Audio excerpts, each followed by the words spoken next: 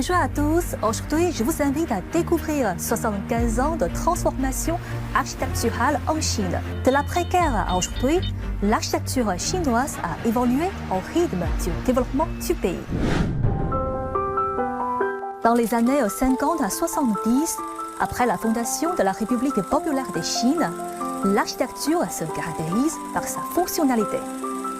Les bâtiments de cette période, comme les résidences ouvrières ou les bâtiments administratifs, sont conçus avec une esthétique sobre, mettant en avant robustesse et utilité avant tout.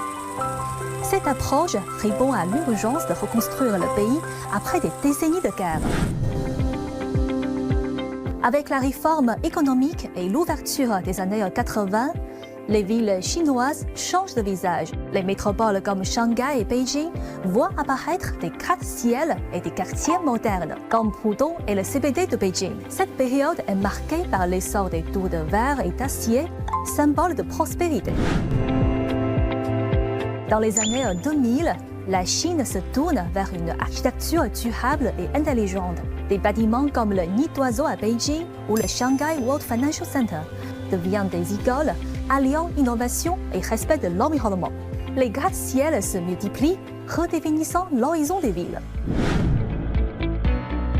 Les logements chinois évoluent eux aussi.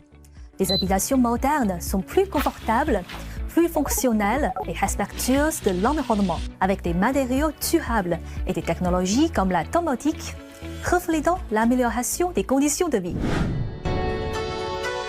En même temps, la Chine restaure ses bâtiments historiques. À Beijing, les routons sont rénovés et des sites comme le palais Ming à Nanjing sont protégés.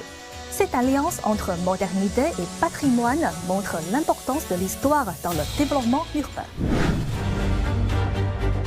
En 75 ans, l'architecture chinoise a accompli des progrès incroyables, de la simplicité à la modernité. Avec l'accent mis sur la durabilité et l'innovation, l'avenir de l'architecture en Chine s'annonce encore plus passionnant.